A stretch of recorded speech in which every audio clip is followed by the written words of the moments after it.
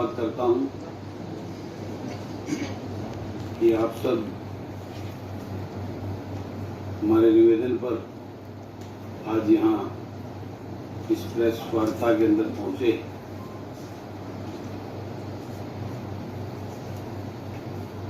जैसा कि आप सब जानते हैं कि प्रदेश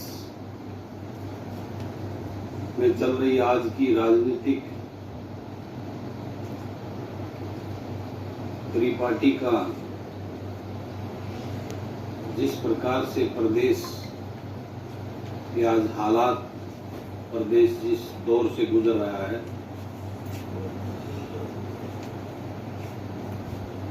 उस परिस्थिति को देखते हुए मैंने महसूस किया कि लोगों के बीच जाकर लोगों को जगाने की जरूरत है। और उसी क्रम में मैंने 26 जनवरी से इस प्रदेश के अंदर जन जागृति यात्रा निकालने का प्रयास किया और उसको पूर्ण किया। प्रदेश के एक छोर अहीरवाल के गढ़ नांगल चौधरी से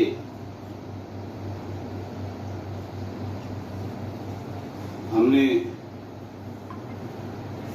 इस क्षेत्र के ईमानदार व्यक्तित्व और हमेशा इस क्षेत्र के हकों के लिए अपना जीवन संघर्ष में बिताया, ऐसी शख्सियत आदरणीय रघु यादव जी से नांगल चौधरी में आशीर्वाद लेकर मैंने उस यात्रा का शुभारंभ किया था। और 26 दिन प्रदेश के अनेकों क्षेत्रों से होते हुए पंचकुला में उस यात्रा को पूर्ण किया था और उसका समापन पंचकुला में रामलीला ग्राउंड में एक जनसभा करके आदरणीय रघु यादव जी के द्वारा मैं वहां भी आशीर्वाद मिला था। उसको संपूर्ण करने पर उस सफल यात्रा का हमारा मार्गदर्शन करके हमें हौसला अफजाई किया था और पंचकुला की धरती से उस यात्रा के संपूर्ण होने पर इस प्रदेश की सरकार को एक बहुत बड़ा संदेश देने का काम किया। और उसके बाद उसी क्रम में मैंने प्रदेश में अपना जनसंपर्क लगातार बनाए हुआ रखा है और प्रदेश के युवा नेतृत्व को, जो पढ़े लिखे और ऊर्जावान हों, उनको राजनीति में भागीदारी करने के लिए, ताकि इस व्यवस्था परिवर्तन के उद्देश्य को लेकर जो मैंने ये मुहिम चलाई है उसको पूरा किया जा सके। और आज भी मैं यहाँ रेवाड़ी में उसी संदर्भ में आप सब मीडिया के साथियों के माध्यम से इस क्षेत्र के युवाओं को और इस क्षेत्र के जनता को संदेश देने के लिए ये प्रेस वार्ता का मैंने आयोजन रखा। और यहाँ आने से पूर्व मैंने आदरणीय रघु यादव जी से आग्रह किया था कि मुझे कुछ मार्गदर्शन करें कि मैं किस प्रकार से इस मुहिम को आगे बढ़ाऊं और इनका आशीर्वाद लेने के लिए मैं इनके निवास स्थान से निवेदन करके इनको साथ भी लेके आया हूं, क्योंकि मेरा उद्देश्य भी वही है जो सोच आदरणीय रघु यादव जी की रही है। इस राजनीति में जो एक परिवारों का वर्चस्व होकर उन लोगों ने सच्चे, ईमानदार और निष्ठावान और पढ़े लिखे बुद्धिजीवी लोगों को राजनीति में कभी आगे नहीं आने दिया। ऐसे लोग जिनका उद्देश्य इस प्रदेश को और प्रदेश के लोगों की खुशहाली की सोच रखने वाले ऐसे लोग। ये राजनीतिक राजघराने सिर्फ अपने चाटुकार और अपने यशमैनों को अपने राजनीतिक दलों में प्रभाव का फायदा उठाकर उनको ही टिकट दिलवाते रहे, जिसकी वजह से आज हालात ये हैं कि अच्छी, ईमानदार और जन सेवा की सोच रखने वाले लोग राजनीति से किनारा करने लगे। इस सिस्टम को बदलने के लिए लोगों के अपने चहेते जो समाज में बुद्धिजीवी, पढ़े लिखे और ऊर्जावान लोग, उनको दोबारा से इस राजनीति में अपनी भागीदारी करने के लिए उनको प्रेरित करने और उनको आगे बढ़कर आने के लिए मैंने उस मुहिम को चलाया है। और उसी के उद्देश्य को लेकर आज मैं आपके समक्ष इस प्रेस वार्ता के लिए पहुंचा हूं और लगभग 1 घंटा से ज्यादा मैंने रघु यादव जी से कुछ टिप्स लिए हैं और आगे इनसे भी निवेदन किया है कि आप एक मार्गदर्शक के रूप में हमें आशीर्वाद देकर इस प्रदेश की खुशहाली के लिए आगे आए, क्योंकि इनका बहुत लंबा राजनीतिक अनुभव है और बहुत पढ़े लिखे और हर क्षेत्र के, हर राजनीतिक दल के अंदर तक की चीजों को जानने वाले हैं। हम तो राजनीति में, मैं तो नया हूं, नॉन पॉलिटिकल परिवार से हूं,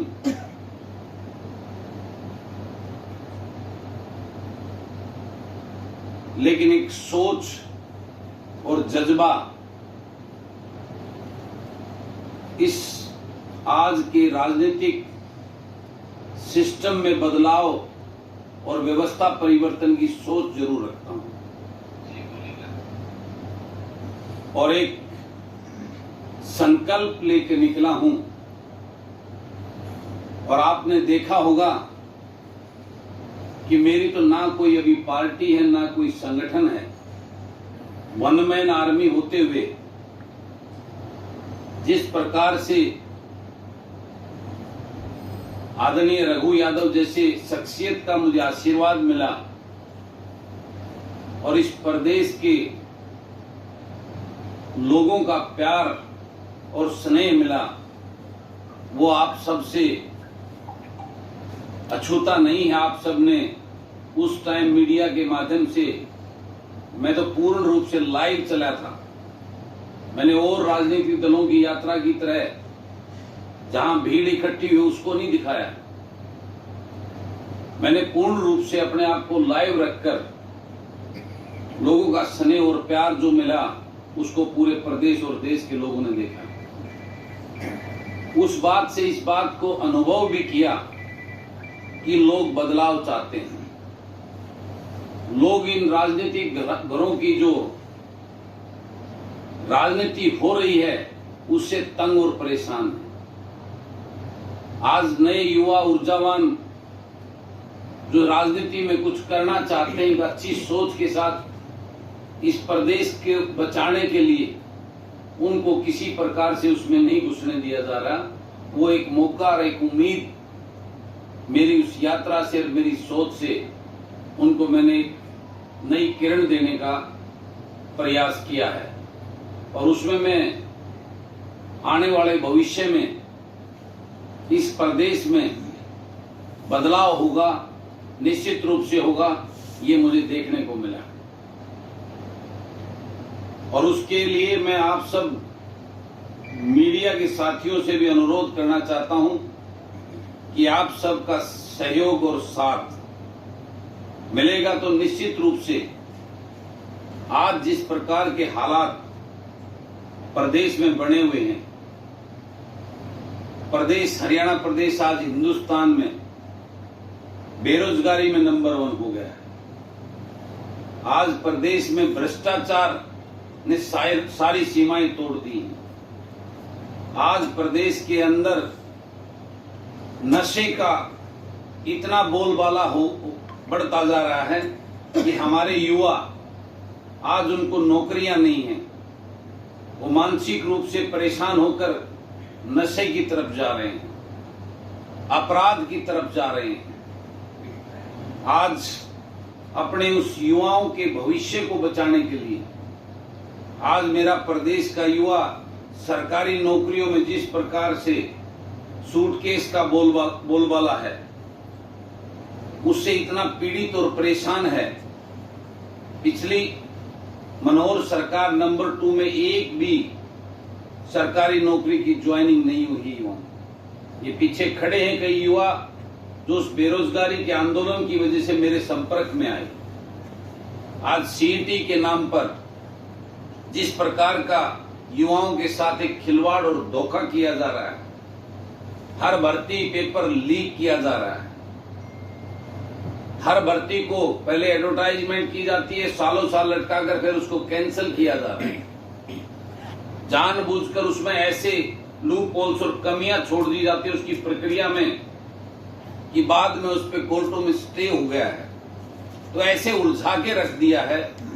आज मेरे प्रदेश का युवा बहुत ही गंभीर परिस्थिति से गुजर रहा है। उस युवा के भविष्य को बचाने के लिए, उस युवा को जगाने के लिए, और ये प्रदेश में जो राजघराने स्थापित हो गए हैं, हमारे पूर्वजों ने इन राजघरानों को खत्म करने के लिए अपने बलिदान और कुर्बानियां दी थी और देश के अंदर एक लोकतांत्रिक प्रक्रिया लागू की थी। लेकिन दोबारा से इन राजघरानों ने वही परंपरा आहिस्ता आहिस्ता इस राजनीतिक दलों पे काबिज होकर उसको दोबारा से उसी रूप में खड़ा कर दिया।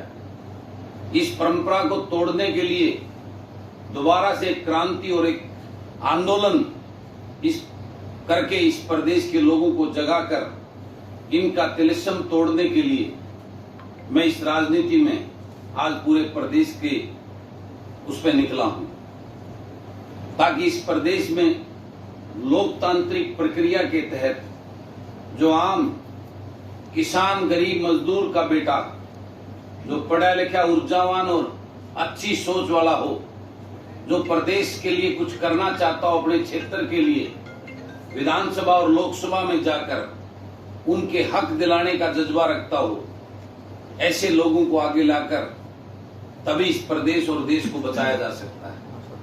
उस उद्देश्य को लेकर मेरी ये मुहिम चली गई। मैं आप मीडिया के साथियों से कहना चाहता हूं कि आपका इस बारे में मेरे से कोई सवाल कोई वो हो तो आप मुझसे पूछ सकते हैं। मेरा एजेंडा यही है कि आज जिस प्रकार के हालात हैं, उस हालातों से इस प्रदेश को कैसे बहाल किया जा सके। मेरे प्रदेश को खुशहाल कैसे किया जा सके। ये प्रदेश का ये क्षेत्र, अहिरवाल क्षेत्र, सदियों से इनको पानी दिलाने के नाम पर इन राजनीतिक दलों ने अपनी राजनीतिक रोटियां सेकी हैं, लेकिन धरातल पर वो काम किया नहीं। सिर्फ उसको एक राजनीतिक मुद्दा मात्र रखकर वोटें लूटने का काम किया है। इस क्षेत्र को डेवलपमेंट करने का नाम पर किसी ने चिंता नहीं की। आज हमारे बाजू में राजस्थान का बॉर्डर कितना जबरदस्त डेवलप हो गया, कितनी इंडस्ट्री वहां आ गई है, कितना बड़ा वहां पे एक रेवेन्यू स्टेट को और कितनी एम्प्लॉयमेंट वहां के राजस्थान के युवाओं को मिली है। लेकिन हमारा यहाँ हरियाणा प्रदेश का जो ये क्षेत्र है वो क्यों नहीं हुआ, जबकि हम दिल्ली एनसीआर के नजदीक हैं, हमारी सर्विसेज उनसे बेहतर हैं, हमारा एरिया उनसे बेहतर है, उसके बावजूद आज हम इतने पीछे चले गए। ये सब हमारे राजनीतिक लोगों की सोच की वजह से है, उनकी कार्यशैली की वजह से, क्योंकि उनकी सोच ये है कि अगर ये लोग डेवलप होंगे, ये शिक्षित होंगे, संपन्न होंगे, तो ये इनके खिलाफ खड़े हो जाएंगे। इनको जब तक दबा कुचला के नीचे दबा के रखेंगे, तभी ये लोग हमारे जयकारे लगाएंगे, हमारे वोट देंगे और हमारे दरवाजे पे आकर हमारे पैरों में पड़े रहेंगे। इस सोच को बदलना, इन लोगों को उठाना, यही बलराज कुंडू का उद्देश्य है। और उसी के लिए मैं आदरणीय रघु यादव जी से मार्गदर्शन लेने के लिए लगातार इनके संपर्क में हूँ। जनवरी से आप पार्टी का इंतजार कर रहे हैं जी, और कितना इंतजार कराएंगे? देखिए, पार्टी के प्रोसेस में 4 से 5 महीने लगते हैं मिनिमम। 4-5 महीने मिनिमम होते हैं, 6 महीने तक भी लग जाते हैं। वो प्रोसेस में पूरा जो डॉक्यूमेंट प्रोसेस होता है वो कंप्लीट हो गया है और आने वाले, मैं उम्मीद करता हूं 2-1 महीने तक वो प्रोसेस पूरा होकर हमारा रजिस्ट्रेशन हो जाएगा। उसके बाद आपको अनाउंस करके एक बड़े रैली के रूप में उस पार्टी की हम घोषणा करेंगे और तब तक के लिए मेरा जन सेवक मंच प्रदेश से जन सेवा की सोच रखने वाले लोगों को उस सूत्र में बांधकर उस कार्यक्रम पे लगे हुए हैं। रघु यादव जी का आशीर्वाद आपने दिया, उनकी क्या भूमिका रहेगी पूरे इस मामले में? वो तो अभी तो हम इनसे मार्गदर्शन ले रहे हैं, इनसे टिप्स ले रहे हैं। बाकी इनके लिए सर्वोपरि जो भी कहेंगे वो हम हाथ जोड़कर, हमारा सौभाग्य होगा। ये किस भूमिका में आए ये तो इनके ऊपर निर्भर करता है। अभी चुनाव लड़ने की बात आप कर रहे हैं, व्यवस्था परिवर्तन बनेगी या लोकसभा लड़ेंगे, विधानसभा लड़ेंगे, इसको लेकर क्या? देखिए, कोई इरादा नहीं है। हाँ, विधानसभा में हमने नंबरिंग नहीं देखनी, कितने नंबर पे हमने चुनाव लड़ाना है। विधानसभा में हमारा उद्देश्य कितने अच्छे लोग जो उस सोच के हों, इस सोच को लेकर मैं इस राजनीति में आया हूं।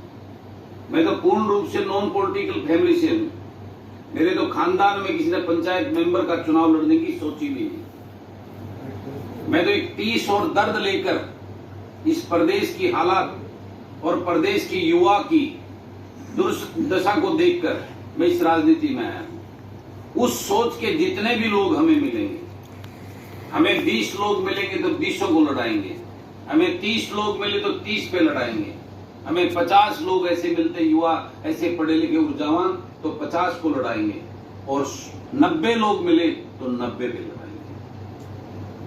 राज घरानों की बार-बार चर्चा